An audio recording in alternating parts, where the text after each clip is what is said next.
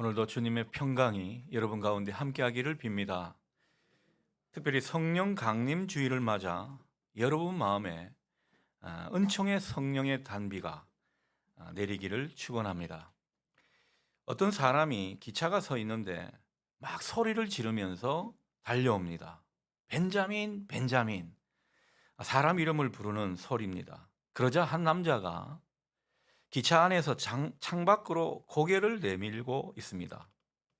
소리를 지르며 달려오던 그 사람은 그 창밖에 고개를 내민 사람의 뺨을 한 대 후려 갈기면서 벤자민 이 망할 놈아 그렇게 말을 합니다. 사람들이 볼 때 이 상황이 좀 우습게 느껴져서 막 웃기 시작합니다. 그러자 뺨을 맞은 남자도 큰 소리로 웃습니다. 사람들이 이상해했죠. 아니 저 사람이 약간 뭐 이상한 사람이 아닌가 싶어서 묻습니다. 아니 당신은 뺨을 맞았는데 왜 웃고 있는 것입니까? 그러자 그가 대답합니다. 하하 참 저 바보 같은 사람이 나한테 속아 넘어갔지 뭡니까? 나는 벤자민이 아니거든요. 이 상황이 여러분 이해가 되시는가 봅니다. 여러분 이 남자는요 벤자민이 아닌데도 느닷없이 뺨을 맞았습니다. 그런데 중요한 것은 화내기는커녕 크게 웃고 있습니다. 물론 뺨 맞을 때는 기가 막히죠. 뭐 이런 사람이 있는가 싶고 뭐 그랬을 겁니다. 하지만 이미 맞아버렸고 자기를 때린 사람은 저만큼 멀리 있고 기차는 떠나버리는 그런 상황입니다. 설사 뭐 뛰어내려서 되갚아 준다 해도 이 맞은 걸 안 맞은 것으로 할 수는 없지 않겠습니까? 뭐 욕설을 해댄다고 해도 마찬가지일 겁니다. 그래서 그는 뭐 되갚아 주거나 욕설을 퍼붓는 대신에 웃어버린 겁니다. 이 사람 그러고 보니까 참 대단하죠. 그만큼 내면에 강 같은 평화가 흐르기 때문에 이런 모습이 있을 것입니다. 여러분, 이런 모습이 우리 가운데도 확인되는 것입니다. 성령이 충만한 사람은요, 이렇듯 내면에 평강이 넘칩니다. 평강이 넘치니까 마음이 넉넉해지고 하늘의 평화가 내 마음속에 솟아나니까 뭐 세상에 이해 안 될 게 없는 것이죠. 여러분, 이 성령 충만한 은혜가 여러분 인생 가운데 더욱 확장될 수 있기를 바랍니다. 여러분, 성령님이 그 인생을 지배하는 인생, 생명과 평안이 있습니다. 성령 안에서 사는 사람은요, 점점 내 속에 어둠이 물러가는 대신에 빛이 밝아오는 것을 느끼게 되는 것입니다. 전에는 죄와 유혹, 세상 염려에 시달려서 어두운 데서 사는 인생 같았는데 어느새 그 속에 생명의 빛이 비춰지니까 그 인생이 환해지는 것입니다. 저는 한 번씩 성도님들의 환한 얼굴을 볼 때, 환한 얼굴이 아니고 환한 얼굴을 볼 때 기쁨을 느끼게 됩니다. 주님께서 저 성도님에게 은혜의 빛, 생명의 빛을 비춰주시니 저렇게 환해졌구나 여겨지기 때문이죠. 저는 그런 분들 보면 주님의 모습이 느껴져서 참 기분이 좋습니다. 제가 혹 얼굴이 환해 보인다, 깨끗해 보입니다, 그렇게 말하게 되면 그것은 여러분 내면이 그만큼 환해지고 평안해 보인다는 그런 뜻으로 이해해 주시면 되겠습니다. 그러니 여러분, 가능한 한 우리가 밝은 모습으로 살아가면 좋겠습니다. 여러분에게 밝은 모습으로 살아가는 이 은총이 있기를 바랍니다. 자, 그런데 여러분, 또 이게 우리 마음대로 되지 않습니다.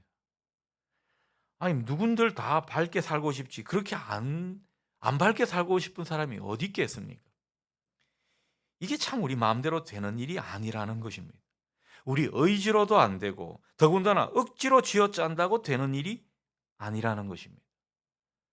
하지만 분명한 것은 우리 가운데 성령님이 찾아오시면, 우리가 성령님 안에 있게 되면 우리는 환해지고 평안해질 뿐만 아니라 거칠은 인생길도 우리 심령의 메마름도 극복될 줄 믿습니다. 이런 은혜가 있더라는 거죠. 부정적인 것들이 긍정적인 것들로 얼마든지 바뀌게 됩니다. 그렇게 축 처져 있는 인생이었는데 어느샌가 역동성을 띠는 활기찬 인생이 되더라는 것이죠. 여러분, 성령의 능력이 우리 가운데 함께 하시면 이런 것이 가능할 줄 믿습니다. 그래서 성령의 능력에 사로잡힌 사람은요, 밝고 힘찬 인생을 살게 되는 것입니다. 반대로 성령께 사로잡히지 않은 사람은 뭔가 모르게 어둡고 축 처진 인생을 살게 되는 것입니다. 마치 바람 빠진 타이어 마냥 말입니다. 예전에 제가 차를 몰고 어디를 간 일이 있는데 저도 모르는 사이에 타이어에 펑크가 났습니다. 저는 이 바람 빠진 타이어 상태로 차를 몰고 갔던 거죠. 지금 생각해 보면요, 그때가 아찔합니다. 사고가 날 뻔했거든요. 그리고 가다가 얼마 못 가서 또 이 스탑이 되더군요. 그렇습니다. 이 바람 빠진 타이어로는 오래 못 가는 것입니다.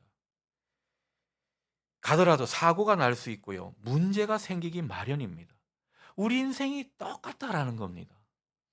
여러분, 우리 인생도 성령의 바람이 빠진 그런 그리스도인은요, 그 인생길을 제대로 가기가 힘듭니다. 가다가 문제가 생기고 또 고장 날 수도 있더라는 것입니다. 저는 목회를 하면서 성령님이 함께 하시지 않은 채 주의 일을 하고 주의 길을 간다고 그렇게 열심을 내는 사람이 중간에 가다가 고장이 나고 탈이 나는 이런 경우를 제법 많이 봤습니다. 그렇다면 여러분은 어떻습니까? 과연 성령님이 함께 하셔서 내가 성령님의 능력으로 살아가는지 자신할 수 있겠습니까? 성령께서 여러분 속에 계신 것 같습니까? 오늘 우리는 이런 질문을 던져보면서 말씀을 나누고자 합니다. 자, 본문 9절 말씀은 우리에게 이렇게 말씀하죠. 만일 너희 속에 하나님의 영이 거하시면 너희가 육신에 있지 아니하고 영에 있나니 누구든지 그리스도의 영이 없으면 그리스도의 사람이 아니라. 이렇게 말씀합니다. 여러분, 겉으로 볼 때는 우리가 다 같이 교회 다니고 신앙하고 주의 일을 하는 사람들 같이 보입니다. 그러나 그 속에 성령이 계신지 아니 계신지에 따라서 우리가 바람 빠진 인생인지 또 그렇지 않은지 구분이 되는 것입니다. 더 심하게 말하는 것은 오늘 본문은 그렇게 말하죠. 예수의 사람인지 아닌지 판가름 난다는 것입니다. 참 예수의 사람은 그 속에 성령님이 거하시는 사람이고 성령님께서 그 인생을 이끌어 가시는 사람이 그리스도의 사람이다. 오늘 본문이 그 점을 우리에게 분명히 해두고 있는 것입니다. 자, 그런데 여기서 성령님이 우리 속에 거하신다, 이 말을 좀 더 이해할 필요가 있겠습니다.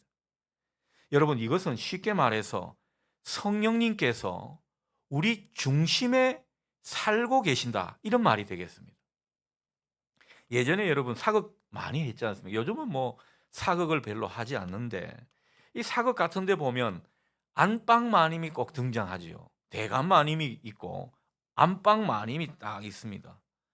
근데 실제로 모든 것은 누가 쥐고 있습니까? 안방 마님이 쥐고 있습니다. 안방 마님은 그 집안의 모든 살림을 관장하는 안주인을 가리키는 말이죠. 여러분, 우리 성령님께서 마치 안방 마님 같은 분이시라는 겁니다. 성령님께서 우리 내면과 삶의 중심에 계신다는 것은 그분이 이 안방 마님처럼 우리의 모든 삶을 다 관장한다는 뜻입니다. 바꾸어 말하면 성령님께서 우리 인생 가운데 주인 노릇 하는 모습이라는 것이죠. 성령님이 우리 주인이시라는 겁니다. 여러분, 성령님께서 우리 인생 가운데 주인으로 모시고 살고 있습니까? 여러분, 어떻습니까? 성령님이 우리 속에 거하셔서 주인이 되시게 하는 것이 이 그리스도의 사람의 모습이라는 거죠. 자, 그렇다면 여러분, 성령님이 우리 속에 거하신다면 이게 성령님이 안방마님처럼 주인 노릇 하시는 것이라고 한다면 우리는 모든 삶의 문제에 있어서 성령님에 의해 지배되고 통제되어야 하는 것입니다. 성령님이 우리 인생을 사로잡게 하셔야 한다는 거죠. 여기서 차이가 벌어지는 겁니다. 성령님이 우리 주인이신데 우리가 자꾸 육신의 소욕에 지배당하게 되고 내가 나를 주장하는 이런 삶을 살게 되면 성령님이 지배하시는 그런 인생이 되는 게 아니라는 겁니다. 그러니 그런 모습에서 성령님에 의해 지배당하고 성령님이 나를 주장하도록 그렇게 하라는 것입니다. 그게 성령의 사람이라는 거죠. 신자라면서 성령님의 지배와 간섭은 받지 않고 대신 내 육신의 생각과 욕망을 쫓아 살고 육신의 그런 어떤 경향에만 지배를 받고 산다면 그는 엄밀히 말해 성령의 사람이 아닌 것입니다. 성령의 사람이라 하더라도 성령의 사람처럼 살고 있는 것이 아니라 말씀하고 있는 것이죠. 여러분, 내 속에 내가 있습니다. 이게 자아죠. 그런데 그 자아가 나를 모든 것을 이끌어 간다면 이 성령이 이끄시는 삶이 아닙니다. 여러분, 내 속에 내가 때로는요, 욕심을 내라 하면 욕심을 내게 되고 누구를 미워하라고 그렇게 하면 미워하게 되면 이건 성령께 지배를 받는 게 아니라 내 속에 내가 나를 지배하는 모습입니다. 그 자아가 때로는요, 유혹에 빠지게 하고 또 죄를 짓도록 부추기게 되더라는 거죠. 어떤 경우는 세상의 어떤 영향력이 나를 그렇게 만들 때도 있습니다. 그래서 죄를 짓게 할 뿐만 아니라 교회에 예배 드리지 말라고 그렇게 할 때는 또 교회 안 나오게 되는 이런 모습이 있더라는 거죠. 여러분, 우리가 이 비대면 시대에 교회가 됐든 그리고 가정이 됐든 정말 하나님을 예배하는 그곳이 하나님의 처소라고 생각하고 예배 드리면 그건 성령의 지배를 당하는 모습이지만 오늘 하루쯤은 안 그래도 된다라고 생각하면 그것은 어쩌면 성령께 지배를 당하지 않는 세상의 지배를 받거나 내가 주인 노릇하고 있는 모습일지도 모른다는 것입니다. 우리가 그리스도인이라고 자부하면서 세상이 우리를 지배하거나 내가 주인 노릇하며 살게 되는 그런 모습에서 우리가 살아가게 되면 미안하지만 그것은 그리스도의 사람이 아닐지도 모른다는 겁니다. 그저 내 육신이 시키는 대로 세상 사람들이 우리에게 종용하는 대로 그렇게 막 살아가면 성령의 사람이 아니기 때문에 예수의 사람도 아니라는 점을 우리에게 일깨워주고 있습니다. 따라서 여러분, 우리가 성령의 사람인지 아닌지는요, 내가 주인인가? 내가 세상의 지배를 받고 있는 인생인가? 그렇지 않은가? 여기에 달려 있습니다. 성령님이 주인 되는 그런 사람이야말로 성령의 사람입니다. 성령께 지배를 받고 성령께 이끌림을 당하며 사는 그런 사람이야말로 성령 충만한 인생이라는 것이죠. 여러분이 과연 그런 성령의 사람인지 아닌지 한번 되돌아보실 수 있기를 바랍니다. 여러분 인생의 안방마님이 누군지 때로는 냉정하게 되돌아볼 수 있어야 한다는 것이죠. 그렇다면 다시 한번 주님의 이름으로 묻습니다. 여러분은 과연 정말로 성령님께서 여러분의 주인 되는 모습으로, 성령님께서 여러분의 모든 삶을 관장하고 이끄시는 모습으로 살고 계십니까? 여러분은 지금 여러분의 심령 상태, 여러분의 삶의 모습이 성령님께 지배를 받고 살아가고 있습니까? 오늘 우리가 이 질문을 무겁게 던져 봐야 할 것입니다. 자, 중요한 것은 성령님께서 마침내 사람들을 천국과 지옥으로 갈라놓는다는 사실입니다. 마태복음 7장 21절에 보면요, 사람들이 훗날 심판대에 서게 됩니다. 주님 앞에 서는 모습이 나오고 있습니다. 사람들이 주여 주여 그렇게 주님께 마치 친한 사람 마냥 말을 합니다. 그런데 주님이 말씀하시죠. 주여 주여 하는 자마다 다 천국에 들어갈 것이 아니다. 분명히 말씀합니다. 22절에서 23절을 보면 나는 주의 이름으로 선지자 노릇을 했습니다. 주님의 이름으로 많은 권능을 행사했습니다. 별의별 말을 다 하는데 그런데도 주님은 그들을 모른다 하시면서 마지막에 뭐라고 말씀하시는가? 이 불법을 행하는 자들아 내게서 떠나가라. 이렇게 말씀하신다는 거죠. 저는 항상 이 장면만 보면 두려움이 제 안에 깃들게 됩니다. 내가 뭐 주의 길을 가고 목회를 하고 결국에 마지막에 이런 꼴이 되면 이게 얼마나 안타깝고 허무한 일이 되겠습니까? 주님께서 무슨 근거로 무슨 기준으로 이렇게 말씀하시는 것입니까? 하나님 뜻대로 살게 하시는 그 성령님을 의지하지 않고 그 성령님의 지배를 받지 않았기 때문에 마지막에 이런 소리를 주님이 하고 계신 것입니다. 너는 왜 그렇게 하나님께서 주신 직분을 왜 네 마음대로 하고 있느냐? 너는 왜 성령의 지배를 받아서 성령의 뜻을 따라서 그렇게 하지 않았느냐? 그 점을 마지막에 묻고 계시더라는 것입니다. 내 뜻과 내 욕망에 따라 주의 일을 하게 되면 아무리 일을 많이 하고 아무리 일을 잘하고 사람들의 주목을 끈다 하더라도 주님의 사람이 아니라는 것입니다. 내 욕심, 내 마음대로 그렇게 인생을 살다가는 육신의 사람으로 인정될 뿐 성령의 사람으로 주님께서 인정하시지 않는다는 것입니다. 그러니 우리가 신앙을 하든 주의 일을 하든 중요하게 생각해야 할 것은요, 우리가 주님을 구주로 고백하고 모시고 살면서 주님이 보내신 성령님에 의해 내가 지배를 받고 살고 있는지, 성령님께서 내 인생을 이끌어 가고 계신지 끊임없이 이것을 확인해야 하는 것입니다. 우리의 삶 속에서 성령님과 함께 사는 것이 확인되는 이 모습이 우리 가운데 있어야 할 것입니다. 여러분, 매주 우리가 드리는 이 대예배는요, 바로 그런 자리입니다. 내가 정말 성령님께 지배를 받고 있는 인생인지 확인하고 뭔가 이것이 좀 잘못되고 벌어져 있으면 다시 조정하는 그런 귀한 날이 주의 날이라는 거죠. 그래서 주님은 매주 우리를 부르시고 계신 것입니다. 성령께 지배를 받는 인생으로 더욱더 삼아 가시려고 말입니다. 그리고 우리는 성령님과 더불어 사는 증거가 우리 가운데 있어야 할 것입니다. 여러분, 세상 사람들이 때로는요, 너 왜 예수 믿냐? 그렇게 물을 때가 있습니다. 그럼 우리는 멈칫합니다. 내가 왜 예수 믿지? 그러면서 어줍지 않게 예수 믿고 복 받으려고 그러지. 그렇게 말을 하게 된다는 거죠.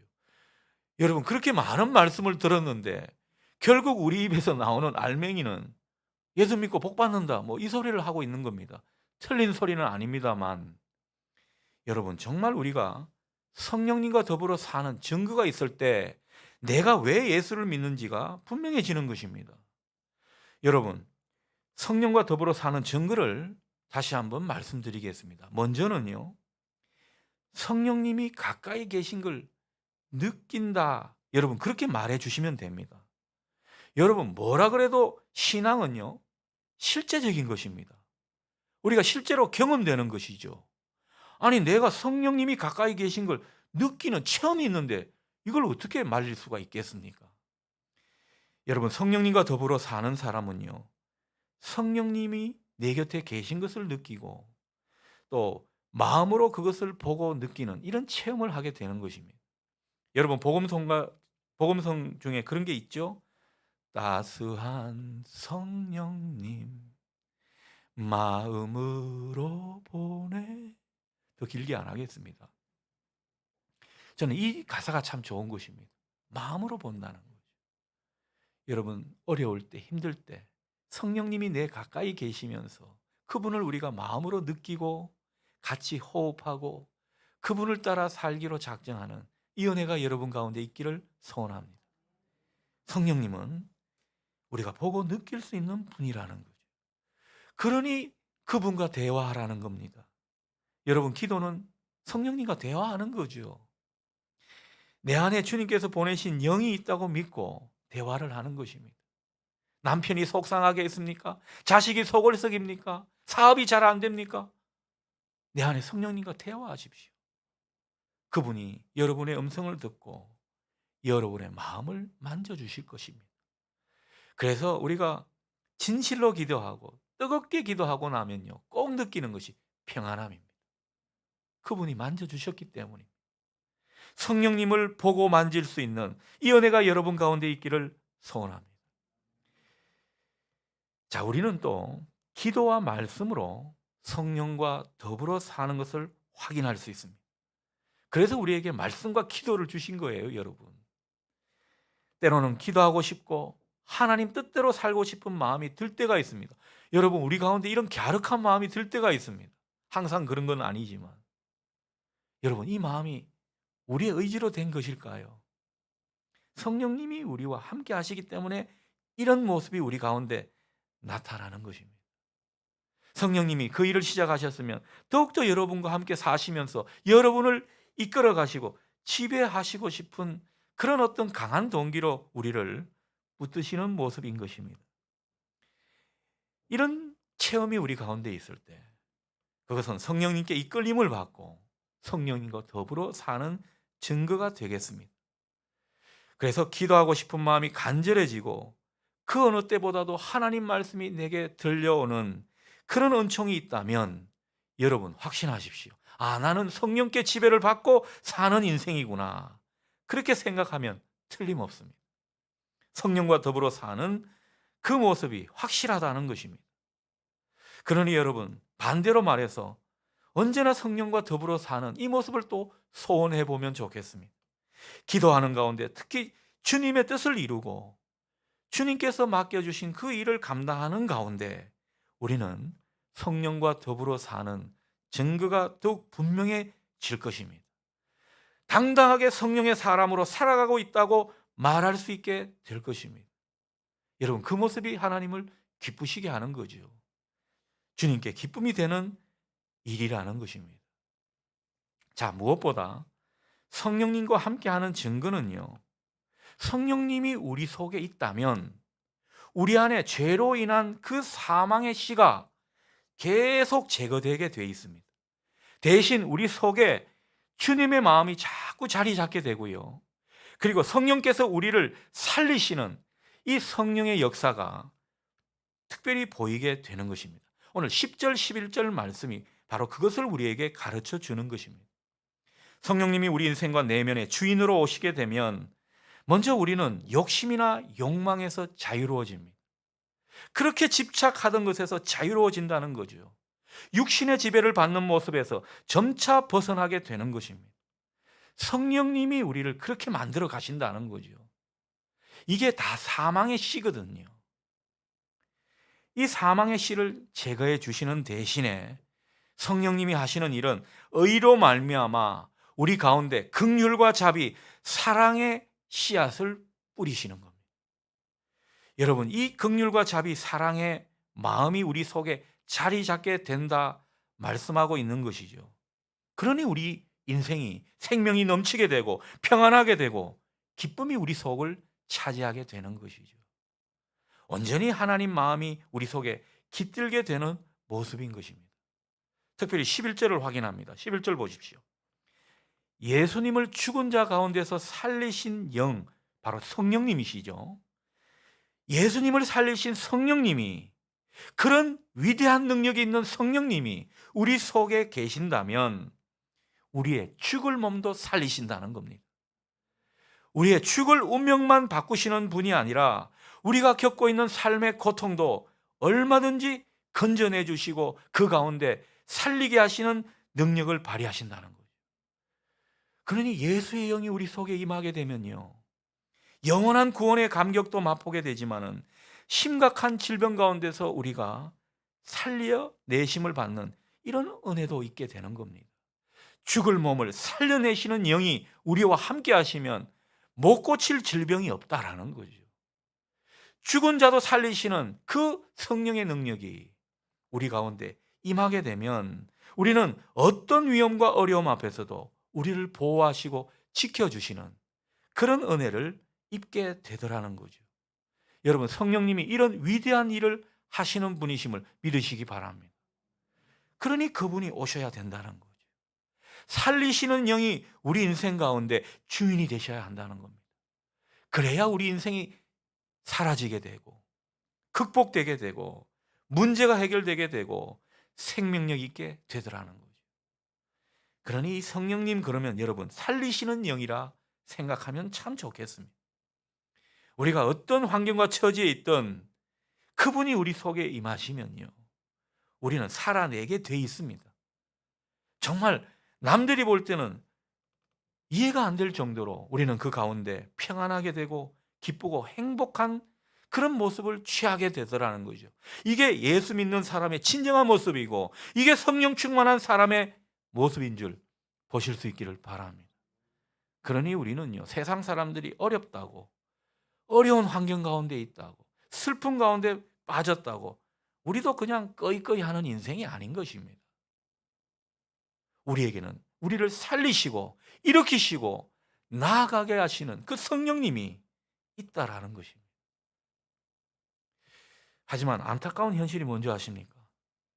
주님의 영이신 성령님이 이렇게 위대하신 분인데, 기독교인이라 자처하는 많은 신자들이 성령님께 관심이 없습니다. 성령님의 그 능력을 인정하고 경험하고 사는데 관심이 없더라는 거죠. 그분의 존재를 인정하면서 그분의 존재를 간절히 구하는, 그분의 능력을 필요로 하고 그분의 능력을 힘입어 살고자 하는 이런 열망이 없더라는 것입니다. 여러분, 어려운 일, 정말 급박한 일을 당했을 때를 한번 떠올려 보십시오. 내가 그 위기의 순간에서 뭘 하고 있었던가? 그냥 사람 붙잡고 실험하고 날 도와달라고 그렇게 하고 있었던가? 아니면 내가 경험과 내 지식을 다시 한번 살려서 이제는 제대로 해보겠다고 그렇게 내 환경과 상황을 주물딱 그리고 있었던 것은 아닌가? 흥분하니까 사투리가 나오는군요. 우리가 그럴 수가 있더라는 것입니다. 여러분, 그 속에서, 그 상황 속에서 성령님을 초청하고 성령님의 능력을 찾고 구하는 이 모습이 있어야 성령의 사람이고 예수의 사람이라는 거죠. 우리가 예수를 믿고 살아간다고 하면서, 성령님이 내 안에 계신다고 하면서 성령님을 실감하지 못한다, 성령님의 능력을 체험하지 못한다, 그러면 우리는 안고 없는 찐빵이 되는 것입니다. 성령의 사람이 아니라는 거죠. 그런데 우리가 현실적으로 보면 성령님께 무관심하거나 성령님에 대한 갈망이 없거나 성령님을 홀대하는 경우가 허다하다라는 겁니다. 성령님을 실감하며 사는, 여기에 더욱더 열망이 있는 모습이 많이 사라졌다라는 겁니다. 그러니 여러분, 이런 세태 속에서 다시 한번 성령님과 더불어 살고 성령님의 강한 역사를 바라면서 그분을 구하는 여러분 되실 수 있기를 축복합니다. 오늘 성령 강림 주일을 맞아 우리에게 이 모습이 필요하다는 것이죠. 여러분, 우리 믿는 사람은요, 다 연약한 인생입니다. 죄와 불의가 가득한 이 세상을 살아가기 때문에 때로는 어려움도 겪고 고통도 당하고 실패도 하고 때로는 죽을 것 같은 삶의 지경 가운데 놓일 수도 있는 것입니다. 우리가 세상 사람들과 똑같은 환경 속에 놓일 때가 있다라는 거죠. 우리라고 별 수 있겠습니까? 그런데 우리에게는 성령님이 계시다라는 거죠. 우리가 뭔가에 억눌리고 매여 있는 그런 모습으로 부자유하게 살아갈 때 우리는 정말 성령님을 떠올리면서 성령님이 과연 내 속에 계신가? 성령님이 안방 주인같이 내 삶을 이끌어가고 계신가? 나는 성령께 지배당하고 성령의 뜻으로 완전히 사로잡혀 있는가? 우리가 그 점을 점검할 수 있기를 바랍니다. 그 가운데 성령께서 우리 인생을 지배하게 되면요, 우리는 새 힘을 얻고 자유해지고 주님이 주시는 새로운 능력과 은혜를 맛보고 살게 될 줄 믿습니다. 오늘 이 믿음이 여러분 가운데 있기를 소원합니다. 그러니 여러분, 날마다 성령님의 지배를 받고 사시기 바랍니다. 우리가 까딱하면 육신의 지배를 받고 사는 그런 인생이 될 때가 많습니다. 그러니 아침마다 기도하시면서 다른 기도 다 좋은데 성령님이 나를 이끌어 주십시오. 오늘도 성령님과 함께 살아갈 수 있게 해 주십시오. 이런 특별히 요청하는 기도가 여러분 가운데 있기를 바랍니다. 특별히 말씀에 의지하도록 그렇게 간구하시며 나아가시기 바랍니다. 여러분, 성령의 검이라고 그러잖아요. 말씀이 우리 속에 있으면요, 우리는 성령의 지배를 받고 살기 십상인 거고, 말씀이 우리 속에 없다면요, 자꾸 우리 속이 비어 있기 때문에 죄와 욕심, 세상의 유혹이 우리를 사로잡게 되는 것입니다. 그러니 성령의 지배를 따라 살아가느냐, 세상의 그 지배를 따라 살아가느냐는 언제나 싸움인 것입니다. 우리 안에 싸움터인 것을 보실 수 있기를 바랍니다. 여러분, 그 가운데서 우리가 성령이 지배하는 인생으로 더욱 뚜렷해질 때 우리는 자유하고 행복해질 수 있게 되는 것이죠. 성령을 따라 사는 그 삶 가운데 나타나는 열매는 생명과 평안입니다. 그리고 그 가운데 기쁨이 넘치는 모습입니다. 하나님 나라가 내 삶에, 내 심령 가운데 임하기 때문입니다. 이 시간 성령님께서 임하시지 않은 그런 인생이 있다면 주님의 이름으로 간곡히 권유드리고 또 기도드립니다. 진심으로 성령님을 갈망하십시오. 성령님이 임하시고 지배하시는 인생이 되도록 그렇게 간구하며 새롭게 신앙생활 하시기를 바랍니다. 그런 은혜가 여러분 가운데 있기를 소원합니다. 그리고 이미 성령님의 임재를 경험한 사람, 누가 봐도 성령님과 더불어 사는 그런 증거가 분명히 나타나는 분들은 그 존재의 깊이를 더해 가시기를 바랍니다. 그 방법은 다른 게 아닙니다. 더욱더 내 삶의 모든 문제를 성령님께 의탁하는 것입니다. 그래서 성령님께서 나를 전적으로 지배하고 나는 성령에 사로잡힌 인생이구나, 그렇게 고백하며 나아갈 수 있는 이런 인생 되기를 축복합니다. 여러분, 그럴 때 우리는 성령님과 더불어 사는 증거가 더욱더 많아질 수 있을 거라 믿는 것입니다. 그 가운데 우리의 삶이 얼마나 생명과 평안이 넘치는지 모릅니다. 예수님의 사람으로 그분의 뜻을 이루면서 우리도 행복한 그런 인생길을 걸어갈 수 있기를 주님의 이름으로 기원합니다. 아멘.